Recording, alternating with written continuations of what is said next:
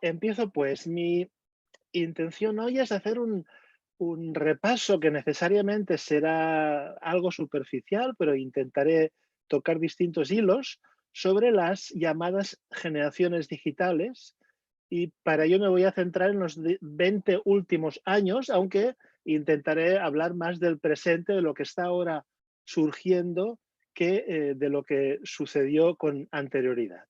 También olvidé decir que yo, digamos, sé que hay francófonos, anglófonos y hablantes de portugués, incluso de italiano. Yo entiendo estos idiomas y si quieren hacer comentarios o preguntas, las pueden hacer sin problema. La imagen que ilustra mi charla es el concepto de blockchain, que después explicaré de qué va.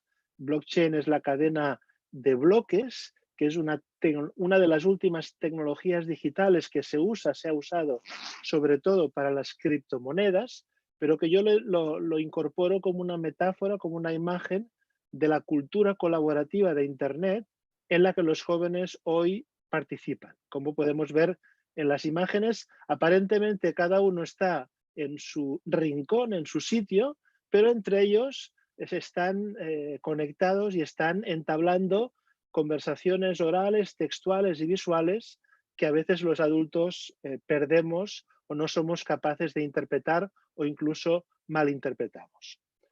A ver. Eh, La hoja de ruta que utilizaré será una introducción teórica y conceptual. Después diferenciaré tres grandes generaciones. La generación arroba, podríamos decir la primera generación digital. La generación hashtag, la segunda generación digital. Y la generación blockchain, la generación digital actual o que está emergiendo en el presente. Y después haré una conclusión y, si me queda tiempo, una reflexión sobre lo que denomino la generación viral, en el doble sentido de difusión rápida de las informaciones y de exposición al coronavirus, como los jóvenes de todo el mundo hoy en día están viviendo. Eh, de entrada, Dan Tapscott, un autor norteamericano, publicó el año 98 del pasado siglo un libro influyente titulado Growing Up Digital, Creciendo en la Era Digital, en el que hablaba de la llamada generación NET, la generación de la red, la Net Generation. En este libro, Tapscott decía lo siguiente: la actual generación de niños y jóvenes, y él se refería a fines del siglo XX en los Estados Unidos, es la primera que ha sido educada en la sociedad digital. Por eso la llamo generación de la red. Y ahí viene lo importante. Cuando se pasa de una brecha generacional, el generation gap del pasado, el conflicto o la brecha generacional, a un giro generacional, a una vuelta generacional, el generation lap, los adolescentes sobrepasan a los adultos en la carrera tecnológica, desplazándolos de muchas áreas de la vida diaria. Es decir, Tapscott intuía en aquel momento que se estaba produciendo un giro radical en la historia de la humanidad, en la que, como he dicho, siempre las generaciones mayores educaban en todo, en la moral, en la tecnología, en los conocimientos, a las generaciones sucesivas, y en cambio, a fines del siglo XX, primero en Estados Unidos y en el mundo occidental y después en todo el mundo, a través de la emergencia de la cultura digital, sobre todo de Internet, por primera vez eran los niños y los adolescentes quienes eran pioneros y quienes, a través del juego y de la experimentación, en realidad nos estaban enseñando o estaban explorando el futuro y, por tanto, estaban imponiéndose, al menos a nivel tecnológico, al resto de generaciones, como podemos ver en esta imagen en la pantalla. Fernández Planell es una comunicóloga a quien tuve el privilegio de dirigir la tesis. Hizo una investigación muy interesante sobre el uso de las comunicaciones online y offline durante las protestas juveniles del 2011 en España, en este caso, aunque ella también estuvo haciendo trabajo en Perú, y distinguió diferentes conceptos de aplicación a las generaciones digitales bajo el influjo tecnológico en los dos momentos de la web. La web 1.0, que grosso modo sería la primera entre fines del siglo XX y principios del XXI, el Internet, digamos, del correo electrónico, el Internet todavía muy rudimentario, y la web 2.0, que es la web de las redes sociales, que empieza a partir del 2005-2006 con Facebook y con el resto de redes sociales. Habla, por ejemplo, de una serie de conceptos a los que ahora me referiré, de autores que han intentado comprender por qué esta intuición de Tapscott de que los adolescentes y jóvenes son pioneros en la cultura digital y cómo se fue diferenciando este carácter pionero de la juventud. Las generaciones 1.0 de la primera fase de Internet podemos denominarlas las generaciones digitales y se utilizaron distintos términos para describirlas. El mismo Tapscott ya he comentado que utilizó el concepto de Net Generation o N Generation, que comparaba con las generaciones anteriores, sobre todo con los millennials, que somos nosotros, al menos los que como yo nacimos en los años 60 y nos educamos en la televisión y no en Internet o mediante los videojuegos. Tampoco es la llamada generación X, que es la última del siglo XX, la que nació en los 70s y fue joven en los 90s, que empezó a usar alguna tecnología pero muy precaria, sino que es la primera generación que ya empieza a educarse sobre todo a través de los videojuegos, de la Game Boy y de la PlayStation. El año 2000, otros dos sociólogos, Howe Strauss, inventaron otro término que después se ha hecho famoso e incluso dominante, aunque a menudo se utiliza de manera abusiva, que son los millennials. Obviamente se referían al nuevo milenio, al segundo milenio, pero ellos lo aplicaban a los jóvenes nacidos después de 1982, caracterizados por una visión de la tecnología y por experimentar con mayor empatía en los entornos digitales. El mundo digital ya no asustaba tanto a estos millennials, sino que se enfrentaban a él con confianza. En 2001, Prensky, otro autor, habló de los nativos digitales, diferenciándolos de los migrantes digitales, en el sentido de que los adultos somos migrantes digitales, puesto que hemos aprendido esta tecnología ya de mayores, y como se aprende un idioma, no es lo mismo aprender inglés o francés de niño que aprenderlo de adolescente o que aprenderlo cuando ya tenemos 30 o 40 años, ¿no? Siempre te queda un acento, siempre el aprendizaje es más lento. En cambio, los nativos digitales son aquellos jóvenes que ya desde niños, desde muy pequeños, vivieron en este mundo, nacieron en él y se fueron educando con, Prensky dice, rodeados de bytes, ¿no? Los bytes en forma de videojuegos o en forma de programas de computadora son casi se convirtieron en nuestra guardería, ¿no? Nuestra jardín de infancia, ¿no?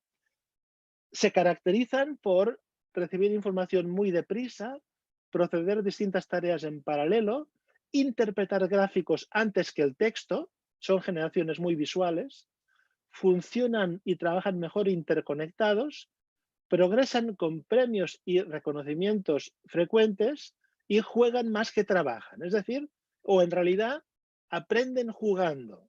Podríamos decir que siempre, en la mayoría de las culturas, el juego ha sido una forma de aprendizaje, pero cuando el juego, sobre todo digital, la forma de jugar y de socializar a través del juego se transforma.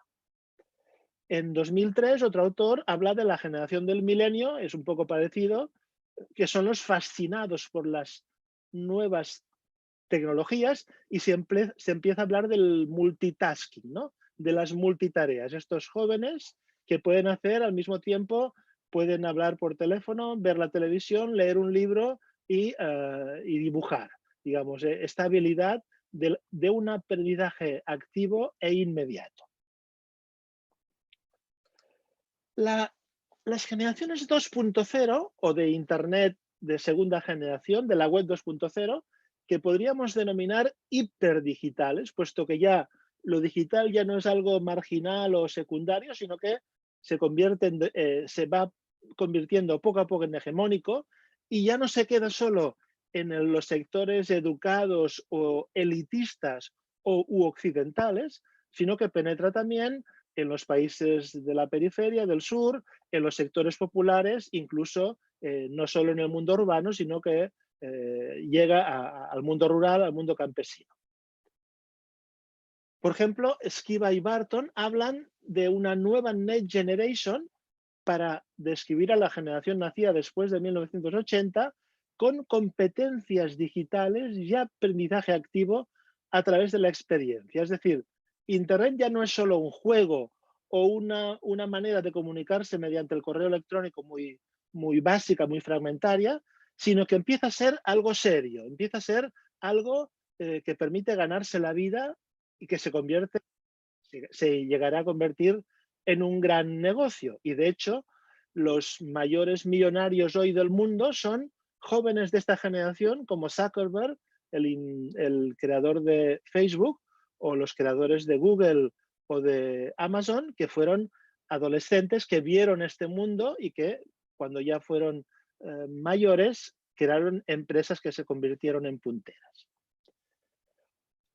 Tubella, Taberner y Dwyer hablan de la generación Internet para los jóvenes que se educan sobre todo a través de las tecnologías de información y comunicación y que de ellas hacen un uso creativo y no solamente imitativo. No solo las reciben, sino que intentan aportar algo nuevo. Después, McNamara definió 4 grandes grupos de consumidores de medios de comunicación digitales. Habla de la Eco Generation, de la generación y de la generación Eco Y, que son los que tienen entre 16 y 28 años y sobre todo son los primeros que usan los medios móviles y las redes sociales. Estas son las dos grandes tecnologías que aparecen en esta época, mediados del 2005-2006, y se difunden en la segunda década del siglo XXI a través del teléfono celular, del teléfono móvil, que poco a poco va bajando la edad de incorporación. Cuando yo empecé a hacer estudios sobre adolescencia y cultura digital en los 2005, la edad media eran los 18 o 19 años de tener el primer teléfono. Hoy en España no llega a los 11 años, la edad media. Incluso el ritual es regalarlo por la primera comunión. Cuando yo hice la primera comunión, el regalo era un reloj. Hoy o hace unos años, se regalaba el primer teléfono celular. Y el otro componente son las redes sociales, sobre todo Facebook, Twitter y después más tarde vendrá Instagram. Es decir, es un Internet especializado que sirve para transmitir información, pero sobre todo sirve como conexión social, como una forma de comunicarse no solo cara a cara, sino a través de los textos, de las imágenes, de las interacciones que en estos espacios se llevan a cabo. Finalmente, David White habló de residentes digitales. El término de Prensky de nativos digitales, comparándolo con migrantes digitales, había quedado un poco desprestigiado porque era muy dualista, era como una visión dualista del mundo. En cambio, la residencia permite ser digital a tiempo parcial, no es un cambio permanente, sino que puede ser en algunos momentos de tu vida, en algunos días o en algunas horas, a la semana o al año, pues te haces digital y después hay otros momentos en que dejas de ser digital. Es un cambio residencial el que afecta a los comportamientos y a las actitudes frente al mundo. Podríamos también, ya esto es mucho más hipotético, hablar de las generaciones 3.0, que es de la tercera fase de Internet, de la web 3.0, de la cual después hablaré, que es el Internet de las cosas, el Internet de las 3 dimensiones. También se habla del Internet emocional, del Internet de las emociones, donde podríamos calificar estas generaciones como post-digitales o transdigitales, puesto que ya no es que desaparezca el mundo digital ni mucho menos, sino que se llega a un cierto cansancio y a una selectividad y también a una personalización de este mundo digital. Ya no es algo homogéneo, lo mismo para todos, sino que algunos sectores juveniles empiezan a buscar un Internet más selectivo y más lento. Desde el punto de vista del mercado, se diferencian de esta última generación, que serían los que la última década básicamente y el presente, se diferencia entre la generación Z, que son los nacidos en la primera década del siglo XXI, es la generación de Internet o nativos digitales, que usan, como hemos dicho, el móvil y también las tabletas, es el nuevo instrumento que se va difundiendo como algo ya natural, algo no fingido, no artificial, sino muy asumido. Además de multitareas, son multipantallas, pueden estar al mismo tiempo con su portátil, su tablet, su teléfono celular y la televisión, 4 pantallas al mismo tiempo como mínimo. Y también usan las plataformas digitales tipo Netflix, usan los emoticones y los memes, ¿no? Como algo, como su lenguaje, su idioma. Es como si estuvieran inventando una nueva forma de comunicarse. Otro cambio es que fragmentan su tiempo entre las redes sociales mediante toques muy rápidos y microinteracciones en cada una de ellas de forma particular. Es decir, les cuesta mucho estar quietos en una plataforma, en un espacio, sino que van moviéndose de un lugar a otro y van, digamos, digitalizando esta conexión. Debido a la cantidad de información que manejan, se han convertido, sin proponérselo, en influencers de su entorno y de su familia. El término influencers, o youtubers también, que sería otro término parecido, designa estos adolescentes y jóvenes que a través de estas plataformas influyen en su entorno y se marcan tendencias y otros les imitan o pueden imitarse. Otros no solo coetáneos, no solo de su edad, sino incluso a veces personas mayores que ven en ellos pues un modelo de vida. A continuación vendría la generación alfa, que son los nacidos a partir del 2011, por tanto los que ahora son todavía niños, son los jóvenes de la próxima década, que son, según estos autores, los nativos digitales por excelencia, puesto que ya desde que son bebés el mundo es totalmente digital para ello. Se llaman alfa porque ya el alfabeto latino se acabó y se empieza con el alfabeto griego y primero vendrá el alfa, después la beta y así tendremos 25 o 30 términos, posibles generaciones más hasta que acabe el siglo XXI. Han crecido de tal manera con la tecnología que no son capaces de imaginar cómo era el mundo antes de ello. Se están criando con capacidades cognitivas e intelectuales aumentadas. Es el concepto de realidad aumentada, que no solo es 3D, 3 dimensiones, sino que es una manera de manipular o de reconstruir la realidad que aumenta algunas partes de esta realidad y que por tanto menosprecia otras partes, ¿no? Hay como una percepción casi, de algún modo, una percepción no ordinaria que algunos comparan con el uso de alucinógenos o de drogas en este uso de la tecnología digital. Por otra parte, es la época de los juegos de realidad virtual, los juegos de realidad aumentada, donde de algún modo son juegos de rol en el que tú asumes un papel y te puedes mover por el mundo, no quieto en un sofá o en una mesa, sino que incluso con gran movilidad. Bien, estos dos términos son los términos que utiliza el marketing, aunque a mí no me gustan demasiado porque tienden a homogeneizar a la juventud, como si todos los jóvenes fueran iguales, sin diferencias entre norte y sur, entre sectores privilegiados y sectores no privilegiados, etc. Yo hablo, en cambio, de los dos términos de los que después hablaré, que son la generación blockchain, que englobaría a la generación Z y a la generación alfa, es decir, los jóvenes nacidos después del 2000, que entran en la juventud en plena crisis financiera internacional y pasan de la hiperconexión de la generación anterior a un cierto, podríamos denominar, Internet lento, ¿no? El slow Internet. Igual que hay el slow food, el slow travel, también es la generación, podríamos decir, del movimiento por el cambio climático, ¿no? Por el clima, digamos, del decrecimiento, de que quieren mantener el planeta sin excesivos sobresaltos, y la manera de hacerlo es también usar las tecnologías de una manera más inteligente, menos invasiva. Por otra parte, al final, esta generación se encuentra de golpe y porrazo con lo que estamos viendo ahora, que es la pandemia. Y en esta pandemia mundial, el término viral adquiere un doble sentido. Por una parte, la viralidad, lo viral, es esta transmisión veloz de informaciones que a veces a los jóvenes les absorbe y no pueden diferenciar, les llegan tantas informaciones que no saben lo que es verdad y lo que es mentira, lo que es válido y lo que no es válido, lo que es interesante y lo que es paja.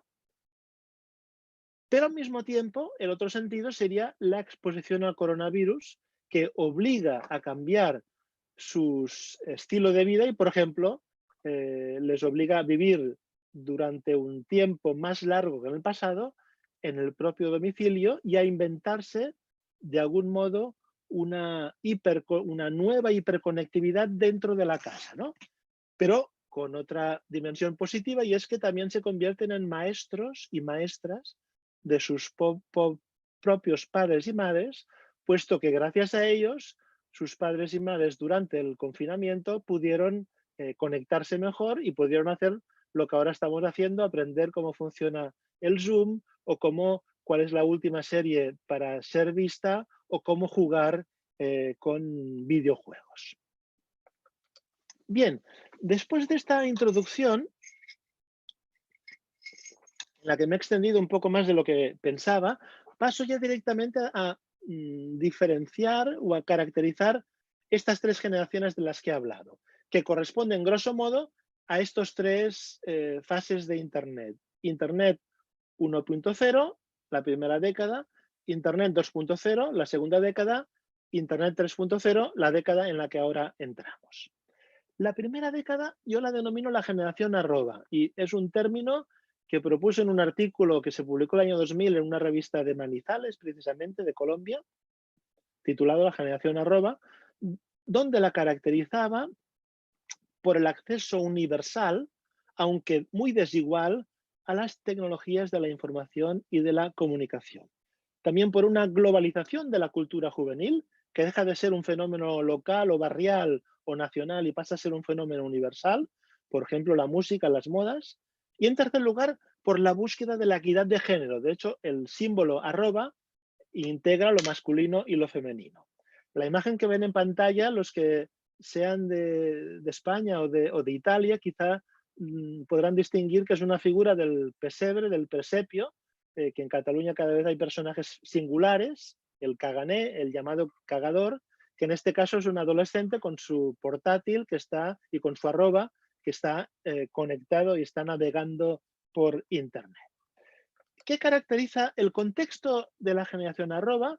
Es lo que se llama la sociedad red, la primera era digital, que va del 95 al 2008, a la crisis, que se caracteriza por una globalización económica de signo neoliberal, por un crecimiento económico, por tanto, por una globalización cultural, la era de las marcas, las grandes franquicias, las marcas de ropa, de música, de tecnología, se vuelven dominantes y en todo el mundo los jóvenes las quieren consumir. Es también una etapa de grandes migraciones transnacionales, sobre todo de sur a norte, pero también de sur a sur y de norte a norte. Por ejemplo, España en esta época recibe 5 o 6 millones de migrantes, muchos jóvenes que vienen de América Latina, de África y de Asia, y que en realidad tienen una función muy positiva, puesto que renuevan demográficamente el desequilibrio demográfico que había en una Europa envejecida.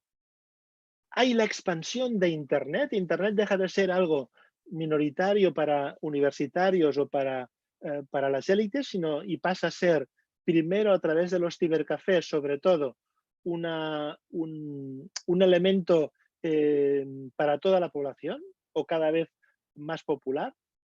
Surgen los novísimos movimientos sociales, el llamado antiglobalización o altermundialismo, de Seattle en Estados Unidos a Porto Alegre al Foro Social Mundial.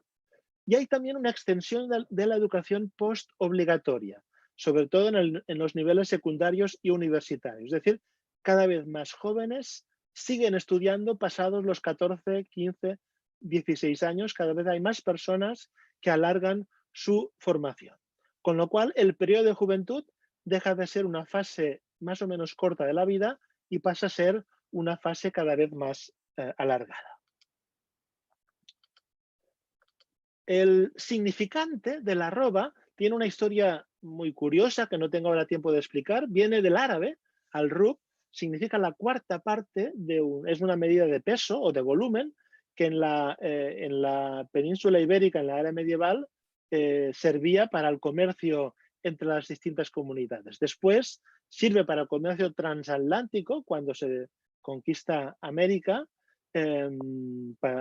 y en el siglo XIX el símbolo había empezado a quedar en desuso, pero en Estados Unidos se empieza a utilizar como el precio unitario de un producto. En los grandes almacenes la arroba significa at, por ejemplo, una manzana y una arroba significa que vale $1 cada pieza de la manzana o de la patata o de lo que sea. En el año 71, el ingeniero Roy Tomlinson, fue uno de los creadores del correo electrónico, buscaba un símbolo que separase la primera parte de la segunda parte del correo electrónico. Y encontró que el símbolo arroba todavía estaba en algunas máquinas de escribir, pero no se usaba y por tanto lo utilizó porque no llevaba a confusión. Con lo cual, poco a poco se fue convirtiendo en el símbolo de la cultura digital. No en el 71, que es cuando se inventa.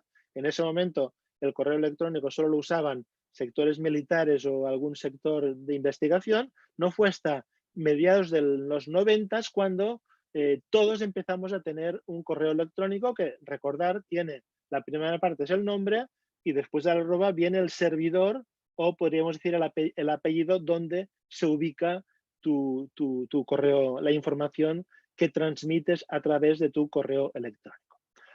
Por tanto, la arroba sería el símbolo de Internet, el símbolo de una identidad digital. Nosotros tenemos nuestra identidad personal, pero también empezamos a tener una identidad digital, que inicialmente era única, puesto que solo teníamos un correo electrónico, y después, cada vez más, fuimos multiplicando los correos electrónicos, uno para el trabajo, uno personal, uno para el tiempo libre. De algún modo, fuimos fragmentando o diversificando nuestras identidades.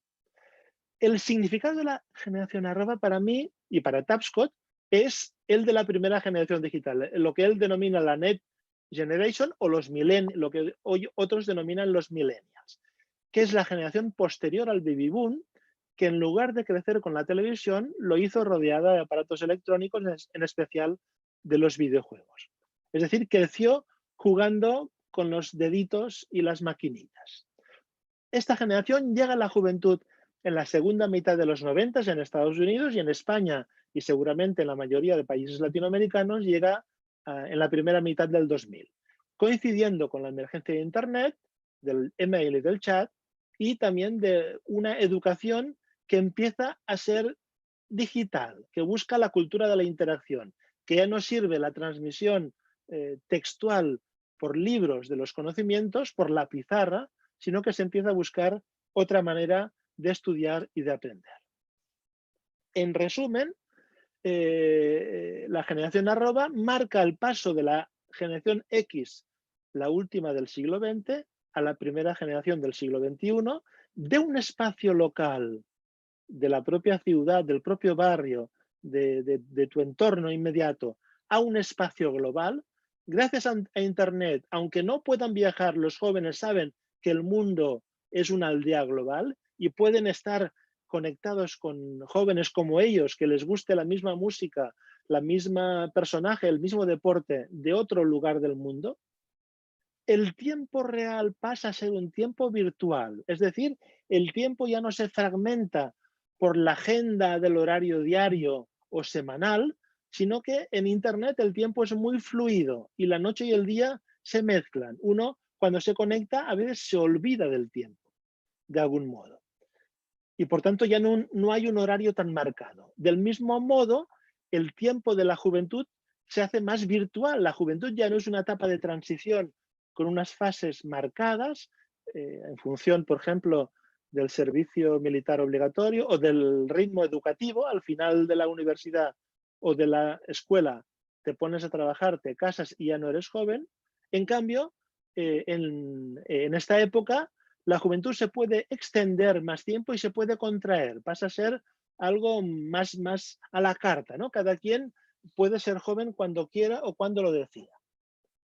Finalmente, del sedentarismo se pasa al nomadismo, es decir, las identidades que antes eran fijas, sedentarias, identidades religiosas, políticas, profesionales, sexuales, que en el pasado, en la adolescencia, se asentaban y era para toda la vida, empieza a cambiar, a ser móvil, a ser nómada, puesto que se puede jugar de algún modo, hay un mayor juego con estas identidades. En resumen, hay una evolución de la tribu a la red. La tribu, entendida como metáfora de grupalidades muy marcadas, muy definidas, y la red, entendida como una constelación de vínculos sin un centro claro y ni una periferia clara, donde las personas, y los jóvenes en particular, pueden moverse y pueden intercambiar informaciones, bienes, servicios, afectos, incluso a veces militancias o actividades.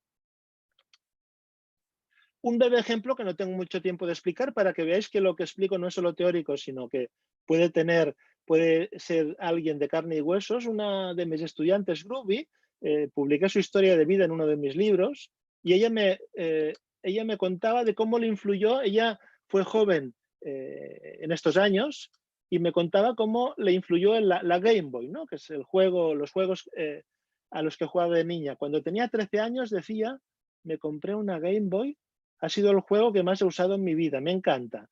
Yo creo que tengo mucha más habilidad visual, capto imágenes mucho más rápido, hablo más rápido, ya es mi cerebro. La Game Boy la quiero, tío, hay como una relación de afectividad, de conexión directa, ¿no? Y una influencia neurológica, ¿no? En la rapidez con la que los jóvenes empiezan a razonar. La Game Boy hace que los niños se relacionen, porque para pasártelo bien tienes que abrir pantallas. Hay expresiones, ¿no? Se está creando un lenguaje. Este tío, esta persona está game over, está out, está fuera de juego, está sin batería, está deprimido, está triste. Parece que estéis en un videojuego, ¿no? La vida es como un videojuego. Es decir, todo el lenguaje digital empieza a penetrar en la vida cotidiana y se ve la vida cotidiana como si fuera un videojuego.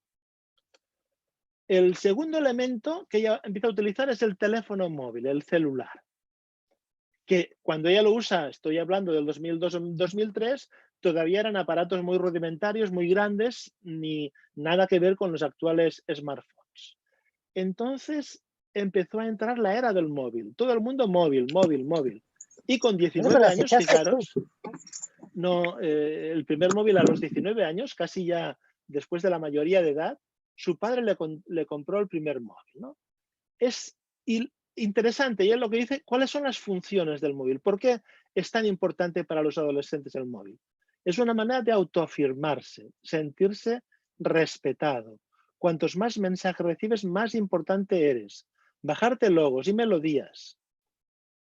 Es una manera de decir, es mi móvil, es mi territorio, es una cosa mía, es una extensión de mí mismo, ¿no? Es una parte de mí. Pero a veces esto tiene una parte negativa y es que llega a ser casi una obligación, es una ropa aparte. Identifica a la persona. Quien no tiene móvil no tiene nada, ¿no? Es una forma también de excluir al que no lo tiene o al que tiene un móvil de menor categoría, de un precio más bajo o de una forma menos bella o menos de moda, ¿no? No es el último modelo, sino el anterior. Bien, vayamos muy rápidamente a la segunda generación digital. lo que yo denomino la generación hashtag o numeral. Estamos hablando ya, este término lo empecé a utilizar en 2013 en un libro sobre la generación indignada, una investigación sobre las protestas que hubo en España, en el norte de África y en América también en el año 2011, 2012, 2013, ocupando plazas, en base a la noción de multitudes inteligentes y a lo que se llamó la identidad post-digital, que incluía los avatares, la web 2.0, los wikis y los blogs. Los blogs es este espacio de Internet donde podías hacer tu propio diario en texto o con fotografía o con imágenes, que de algún modo era la actualización de lo que en toda la vida habían hecho los adolescentes, que era el diario personal, aquella escritura paciente de cada día, poner lo que has hecho, con quién has estado, de quién te has enamorado, cuál es tu creencia o tu fe, cuáles son tus decepciones, ¿no? Esto hoy ya no se hace en privado con tu cuaderno, sino que se hace en un blog en público. Primero eran blogs textuales y después viene el fotolog, que son blogs donde lo que se comparten son las fotografías. En Argentina, por ejemplo, los floggers acabaron siendo una tribu urbana muy importante y conocida. Por tanto, lo que empezó como un juego acaba siendo un uso político de Internet, que son las protestas mundiales del 2011, que empezaron con la primavera árabe y que acabaron con Occupy Wall Street o incluso en Hong Kong con la revolución de los paraguas protagonizado por los jóvenes estudiantes de Hong Kong. El contexto en este caso es el de la web social. Ya no hemos pasado de una etapa de crecimiento, de optimismo, ya viene la crisis, la gran crisis financiera internacional, que afecta de manera muy distinta a los distintos países y que supone un retroceso del estado del bienestar, unos recortes sociales, la expansión de las redes sociales, del llamado Internet 2.0, como he dicho, Facebook, Twitter, Instagram, la globalización desigual, aumentan las diferencias entre norte, sur y este y oeste. En parte también se cortan las migraciones transnacionales, puesto que ya no interesa tanto que lleguen inmigrantes al norte, a los países ricos, pero también hay una crisis de la hegemonía euroamericana. Por ejemplo, la cultura juvenil que antes sobre todo se producía o surgía en Estados Unidos o en Gran Bretaña o en Francia, hoy cada vez más surge de Asia, de África y de América Latina. Por ejemplo, pues toda la cultura del manga que viene del Japón, la cultura pop que viene de Corea, en África el hip hop o el rap y en América Latina el reggaetón, que ya existía antes, pero que es en esta época cuando se convierte en un esperanto musical global. Con lo cual surgen, por una parte, movimientos politizados como los indignados en España y por otra parte, la noción de juventud se amplía a lo que algunos denominan las juventudes yo-yo. Es decir, como el yo-yo, la juventud sube y baja. Tú puedes dejar de ser joven si encuentras un trabajo, si te casas, si entras en una vía más seria, pero si pierdes tu empleo, te separas de tu pareja y te viene una crisis, a los 30, a los 35 o a veces a los 40, vuelves a la juventud y vuelves a tener un comportamiento juvenil. Incluso a veces tienes que volver a vivir en la casa de tus papás y de tus mamás. El significante, el hashtag, también como la arroba tiene una historia interesante. Viene del inglés hash o almohadilla. Es una cadena de caracteres formada por una o varias palabras concatenadas y sirve para orientarse en la selva digital. En el mundo digital hay mucha información, muchos términos y en un momento se requirió un elemento que sirviera para marcar las tendencias, ¿no? Los llamados trending topics, ¿no? Los temas en discusión, los temas que están de actualidad. Y para ello se utilizó el símbolo del hashtag, que cada vez más se usó en webs, en servicios de microblogging como Twitter y otros. Fue Chris Messina, un trabajador de Google, quien propuso su uso el año, creo que fue el 2007, curiosamente se empezó a usar para prevenir un fuego muy importante que hubo en San Diego, California, y como forma de unificar o de coordinar la lucha contra el fuego, se usó el hashtag San Diego Fire, que supuestamente fue de los primeros en usarse. Pero después, ya muy pronto, en Irán, curiosamente, fue la primera vez que se usó el hashtag en Twitter para coordinar protestas contra las autoridades, en este caso, las autoridades islámicas que habían manipulado unas elecciones y los jóvenes se sentían engañados por ese resultado electoral. Después ya del 2011, el hashtag se convierte en el emblema de las nuevas protestas como Arab Spring, Occupy Wall Street o en España la Spanish Revolution. Hasta que en 2012 se reconoce como el término de moda, el término más popular en Internet en ese año. Para mí, el hashtag, el significado del término es la generación hiperdigital. Es decir, es la segunda generación digital. Ya no es la generación que se educó jugando, pero que fue entrando lentamente a Internet y era una cosa un poco secundaria, un poco lúdica, sino que ya es la primera generación que ve que el futuro está ahí y que está hiperconectada, que está con las multipantallas, con las multitareas, que el mundo digital es su mundo y que ya no hay una división entre mundo online y mundo offline, sino que los dos integran un único mundo que ellos viven como si fuera algo unitario. Demográficamente es la generación que nace en los 90, se educa a partir del 2000 y entra en la juventud en torno a 2010, coincidiendo con la consolidación de la web social, en particular de Facebook, que en América Latina, por ejemplo en Colombia, fue muy importante y fue pionero, y otras plataformas. Pero también la otra cara de la moneda es que eso coincide con una gran crisis económica que dificulta o retrasa la transición de estos jóvenes a la vida adulta. Esto sobre todo en Europa, en España en concreto, la segunda década del siglo XXI, hay un aumento masivo del paro juvenil y la mayoría de jóvenes y adolescentes pierden su empleo, hay precariedad laboral, hay mini jobs, hay una gran dificultad para encontrar inserción en la vida profesional.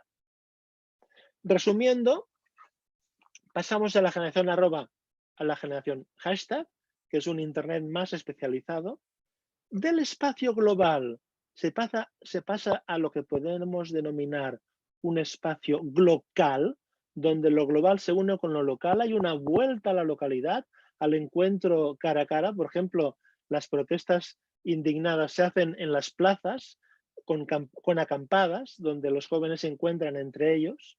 Y el Internet internacional se conecta con las redes sociales, que a veces con quién te conectas es con tus amigos y amigas que has visto durante el día y por la noche o el fin de semana sigues compartiendo con ellos. Esto seguramente lo veis con vuestros alumnos y alumnas en las escuelas. El tiempo virtual pasa a ser un tiempo viral. La rapidez es lo que domina y el momento, el presentismo es la característica fundamental de esta generación. Tú envías un SMS o un WhatsApp, es la época del WhatsApp, y te lo tienen que devolver enseguida. Si tardan 5 minutos ya, oye, ¿qué haces, papá? Que no me está respondiendo, ¿no? Y cuando yo le cuento a mi hija que cuando yo era joven y escribía una carta, pues esperaba una semana o 15 días a que me la respondieran, o a veces un mes si era al extranjero, pues no se lo cree, ¿no? Para ella es inconcebible tener que esperar tanto tiempo para recibir un feedback. Hay un paso del nomadismo al translocalismo. Ya no, las identidades siguen siendo plurales, pero ya no son multimóviles, sino que a menudo se mueven entre dos localidades o pocas localidades. Por ejemplo, en las migraciones transnacionales, uno puede vivir en Barcelona, pero gracias a Internet estar conectado con tu familia y amigos que están en Guayaquil. O un joven puede estar en Cataluña y su hija está en Londres o en Berlín y a diario se conecta y está como viviendo entre estos dos mundos. Por último, la red se convierte en rizoma. El rizoma es una raíz que se hunde en las entrañas, en la tierra. La red es algo muy descentralizado y muy etéreo. En cambio, el rizoma es algo más sólido. La gente, los jóvenes, buscan raíces, se sienten perdidos en el mundo digital y buscan algo que les dé apoyo, que les dé sustento. De nuevo, ejemplos de la entrevista a Groovy, el chat. ¿Qué era el chat para ella? El chat, dice ella, es un carnaval permanente, ¿no? Es una manera de desahogarte. Ahí puedes fingir ser quien no eres. También existe la gente farsante, ¿no? Todo el mundo actúa de manera diferente. Todo el tema de las parejas que se hacen por internet, ¿no? No se hacen en cara a cara, sino que se hacen a distancia. Y esto, para bien y para mal, a veces implica mayores conflictos y mayores desilusiones, ¿no? A mí me gusta mucho conocer gente en vivo y en directo poder tocarla, poder verla. El otro elemento es Facebook. Según Groovy, Facebook es como el narcisismo de los adolescentes. Facebook es mirarse a sí mismo. Es como un patio, una plaza virtual donde tú puedes entrar, hablar y todo es mensaje de textos, video, palabra y texto congelada. La categoría de amigo pasa a ser como una conexión. Pone en cuestión lo que es un amigo o una amiga. Ya no es algo intenso, permanente, duradero, sino que es algo mucho más superficial. El concepto también de verdad y de mentira empieza a ser relativo. Empiezan las fake news, las cosas que circulan y no se sabe si son rumores, si son verdad, si son falsas. Bien, y ya voy acabando con la última generación. Ya me he extendido un poco más de lo que me habían dado de tiempo. Si Rodrigo o Iván, si me tengo que acabar, me lo decís. Pero ahora ya estoy al final, en la tercera generación, que denomino la generación blockchain. En este caso, el término lo propuse hace 2 años, en el 2018, y no fui yo, sino que fueron unas estudiantes que en una de mis charlas en Valencia me vinieron a ver y me empezaron a hablar del blockchain, que era esa tecnología de acceso colaborativo a las TIC. Ya no es un acceso individualizado, sino que es un acceso grupal, colectivo, compartiendo lo que se va aprendiendo.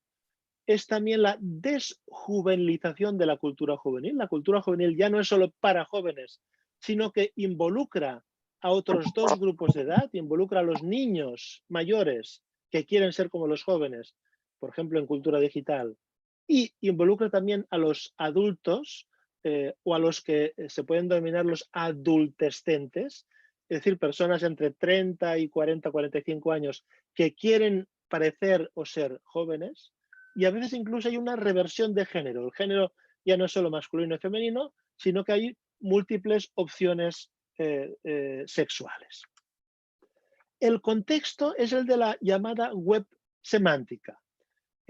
Implica un ajuste económico de signo neoliberal para salir de la crisis. Se va saliendo lentamente de la crisis económica anterior, aunque, como veremos, cuando ya se estaba saliendo de verdad, es cuando vino la segunda crisis del coronavirus.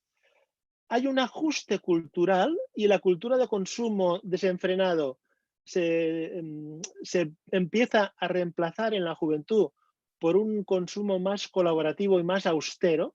Hay una vuelta a una cierta austeridad.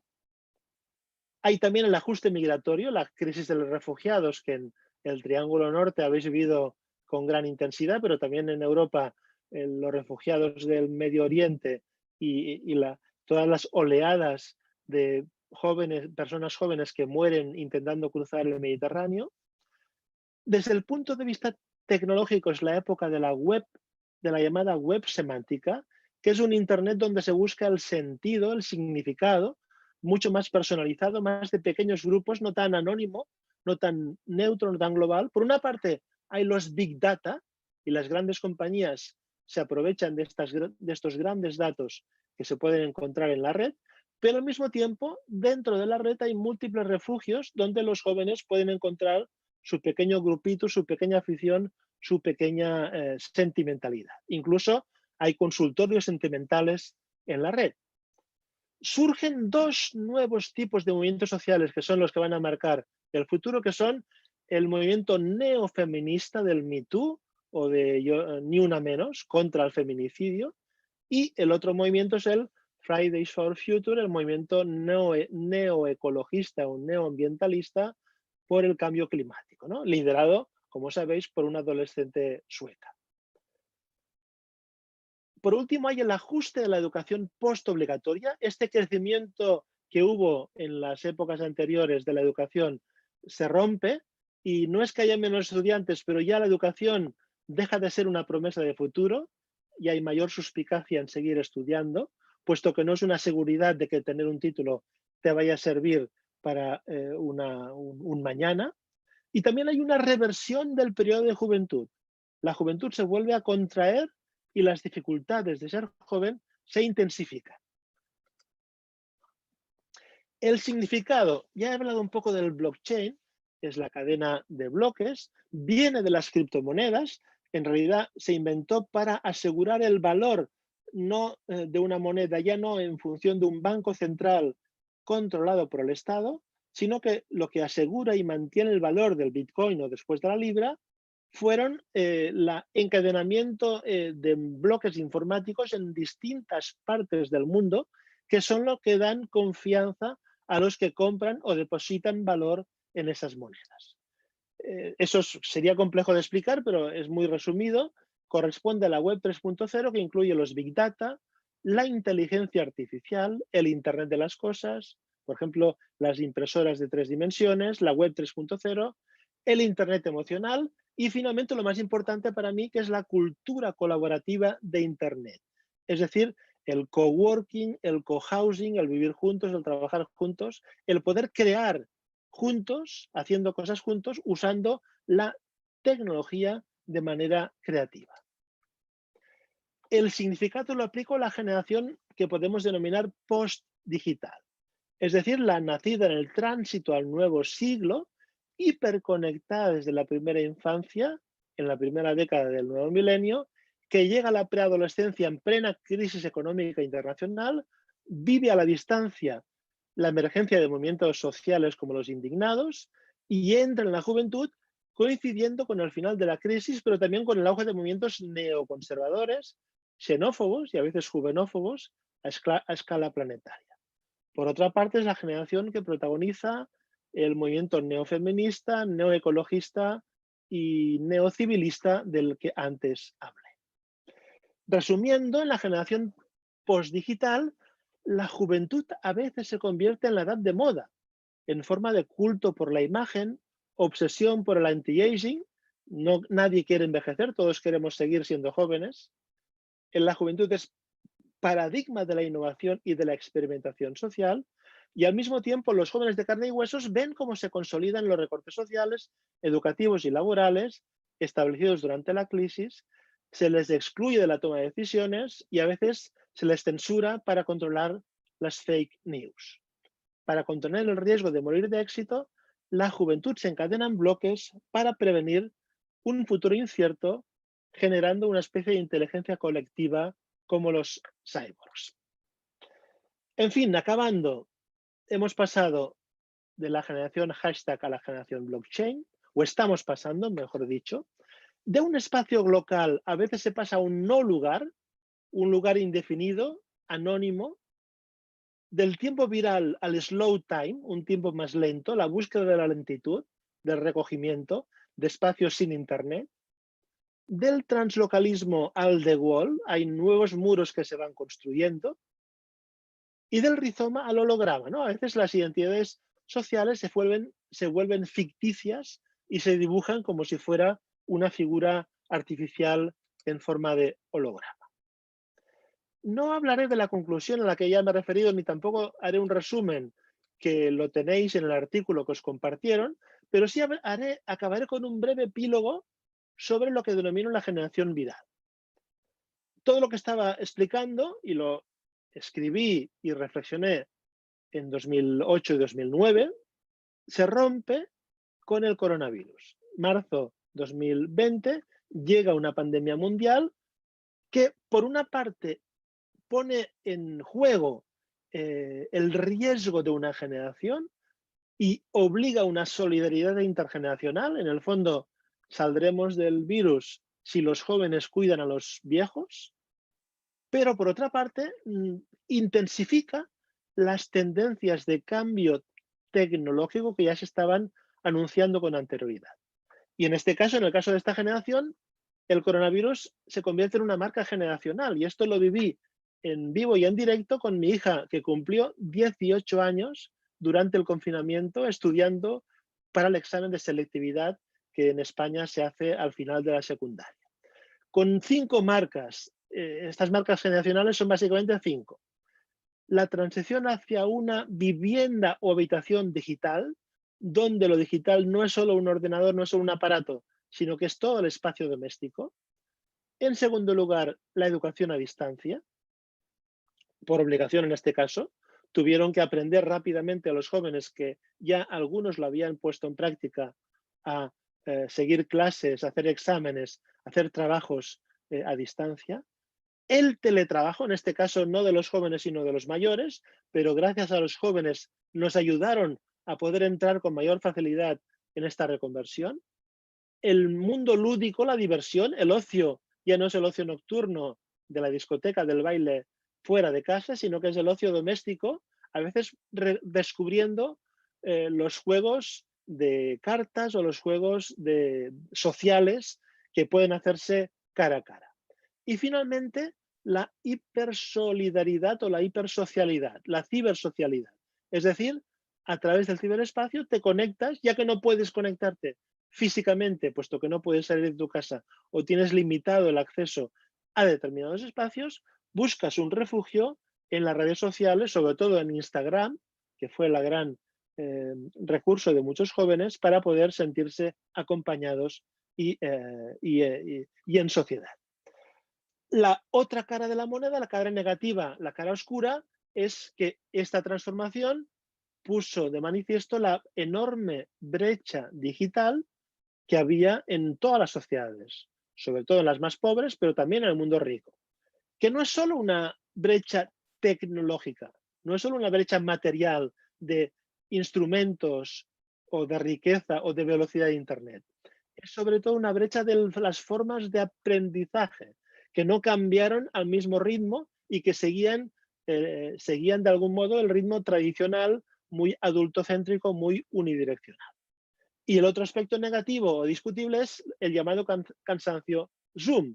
Es decir, cuando llevas una semana, 15 días, un mes viviendo de esta manera, puede ser divertido, pero cuando ya llevas varios meses y cuando casi todas tus clases y todas tus conferencias son a distancia, pues surge un cierto cansancio que a veces a todos nos hace la vida un poco más complicada. Bien, yo lo dejo aquí.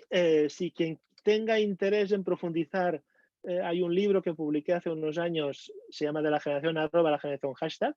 No solo habla de las 2 primeras generaciones y hay la historia de vida de esta chica que os he citado. No hay la última generación, pero ahí podéis encontrar algunas de las informaciones que os he compartido. Lo podéis encontrar en Amazon o en redes sociales o incluso en librerías de algunos de vuestros países. Y ahora me disculpo por haberme extendido un poco más de lo que había previsto, pero ahora estoy dispuesto a escuchar vuestras preguntas, comentarios, críticas, sugerencias, incluso